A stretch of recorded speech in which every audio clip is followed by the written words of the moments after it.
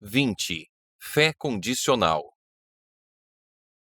Os galileus que voltaram da festa da Páscoa levaram a notícia das maravilhosas obras de Jesus. A maneira como seus atos haviam sido julgados pelos líderes em Jerusalém abria-lhe caminho para a Galileia. Muitos do povo lamentavam os abusos no templo e a ambição e a arrogância dos sacerdotes.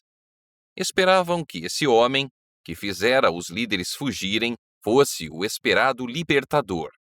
E chegavam notícias que pareciam confirmar suas esperanças. Contava-se que o profeta havia declarado ser o Messias. Entretanto, o povo de Nazaré não acreditava nele.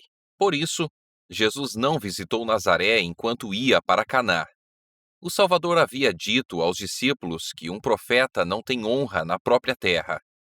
As pessoas avaliam o caráter de outros segundo aquilo que elas próprias são capazes de valorizar. Os que tinham a mente estreita e mundana julgavam Cristo por seu humilde nascimento, suas vestes simples e seu trabalho diário. Não eram capazes de dar valor à pureza daquele coração isento de qualquer mancha de pecado.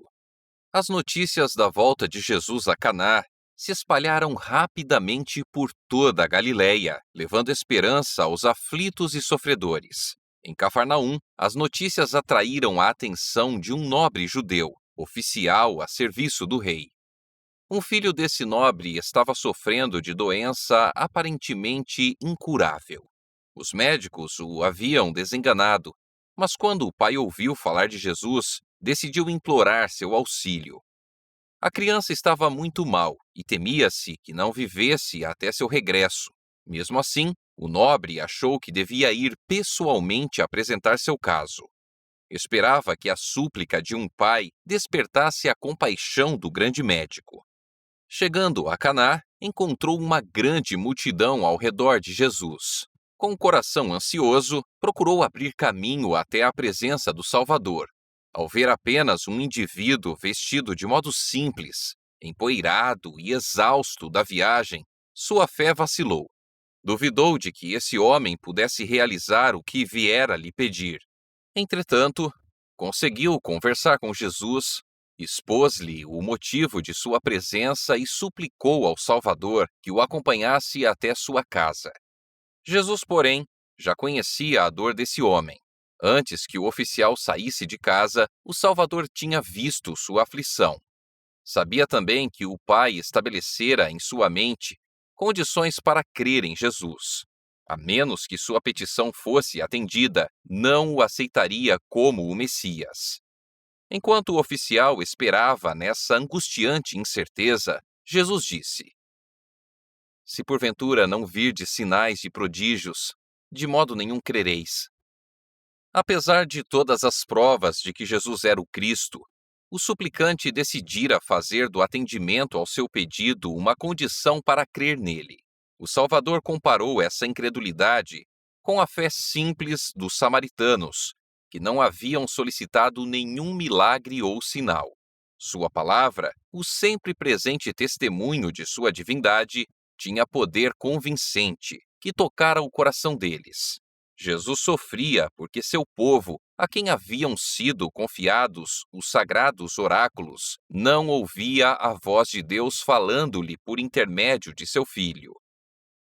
Entretanto, o nobre possuía certo grau de fé, pois viera pedir aquilo que lhe parecia ser a mais preciosa de todas as bênçãos. Jesus tinha uma dádiva ainda maior para conceder. Desejava não somente curar a criança, mas também tornar aquele homem e sua casa participantes das bênçãos da salvação, bem como acender uma luz em Cafarnaum, que em breve se tornaria o cenário de seus trabalhos. No entanto, o oficial do rei devia primeiro compreender sua necessidade para que então pudesse desejar a graça de Cristo. Esse homem importante representava muitos de sua nação. Interessavam-se em Jesus por motivos egoístas. Esperavam receber, por meio de seu poder, um benefício particular e faziam sua fé depender da obtenção desse favor temporal. No entanto, ignoravam sua enfermidade espiritual e não viam a necessidade que tinham da graça divina. Como um facho de luz, as palavras do Salvador ao nobre revelaram seu coração. Viu que seus motivos em buscar a Jesus eram egoístas. Viu a verdadeira natureza de sua fé vacilante. Em profunda aflição, compreendeu que sua incredulidade poderia custar a vida do filho. Percebeu que estava na presença daquele que lia os pensamentos e a quem tudo era possível. Em angustiante súplica, clamou: Senhor, desce antes que meu filho morra. Sua fé apoderou-se de Cristo, como a de Jacó, quando lutando com o anjo exclamara: Não te deixarei ir, a não ser que me abençoes. Ele venceu assim como Jacó. O Salvador não se afasta de uma pessoa que a ele se apega, alegando sua grande necessidade. Vai, disse-lhe Jesus, teu filho vive. O nobre deixou a presença do Salvador com uma paz e alegria que nunca antes experimentara. Não somente crera que seu filho seria restabelecido, mas com firme confiança esperou em Cristo como o Redentor. Na mesma hora, os que estavam junto à criança agonizante, no lar de Cafarnaum, notaram uma súbita e misteriosa mudança.